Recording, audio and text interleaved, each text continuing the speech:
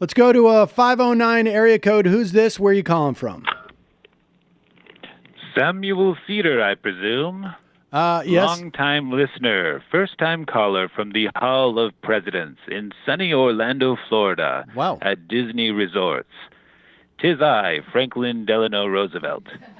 Oh, well, hello, Franklin Delano. Samuel, Yes. Yesterday I tuned in to your show late and could hear you were quite distraught about something, but I did not hear the news. Tell me, was there a collapse of the global markets, leaving tens of millions of Americans homeless, jobless, and scrapping for their next meal?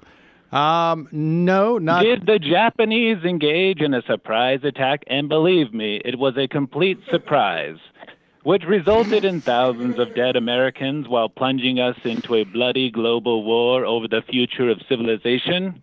No, it was. And tell me, Samuel, do your legs still work? They do, yes. Barely. Then pull yourself together, for Christ's sake.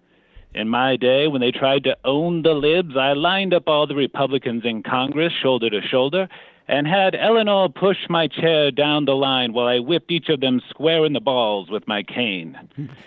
Yes, they did everything they could to stop my greatest accomplishments, like, say, I don't know, a little thing you may have heard of. What's it called? Social fucking security? Right, I've heard of that. That's one of my favorites. Yes.